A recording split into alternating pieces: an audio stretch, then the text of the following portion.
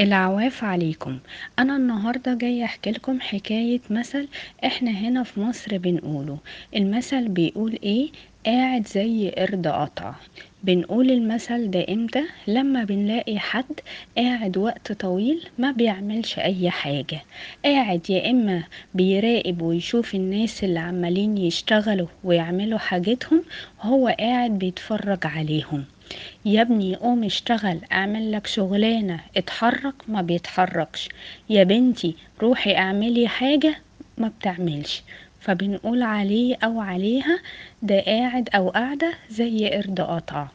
ايه بقى حكاية قرد قطع ده؟ طبعا انتوا عارفين ان القرود كلها بتعيش في مجموعات مع بعض، في قبائل.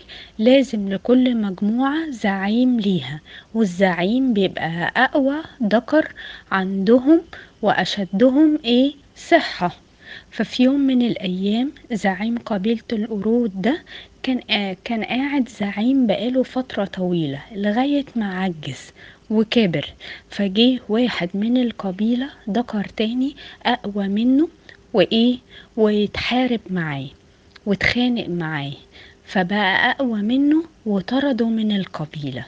فالزعيم القديم بقى زعلان جدا ان هو ما بقاش زعيم، بقى واحد عادي من القبيلة. فراح ساب لهم القبيلة وقعد لهم قدام القبيلة بتاعتهم على شجرة، قاعد لوحده، عمال يراقبهم. فبقى قرد قطع، يعني قرد قاعد مقطوع عن القبيلة، وبقية القبيلة كلها والمجموعة قاعدة مع بعضها. فبقينا نقول ده قاعد زي قرد قطع، وخدناها من قبيلة القرود. يعني اللي قاعد ما بيعملش حاجة وعمال يراقب ويشوف الناس بتعمل بنقول عليه ده قاعد زي قرد قطع. وطبعا قبل ما اقول لكم اتمسوا بالخير، عايزة اقول لكم ابعتولي تعليقاتكم على الامثال بتاعتي، سواء كان على الحكاوي او كان على المعنى بتاع المثل. ايه رأيكم في المثل؟ ولو كان عندكم امثال شبهها في اي بلد من بلادكم، سواء من بلادنا العربية او حتى الاجنبية، ياريت تبعتوها لي.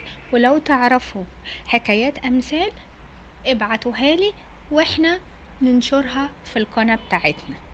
يلا اتمسوا بالخير يا حبايبي.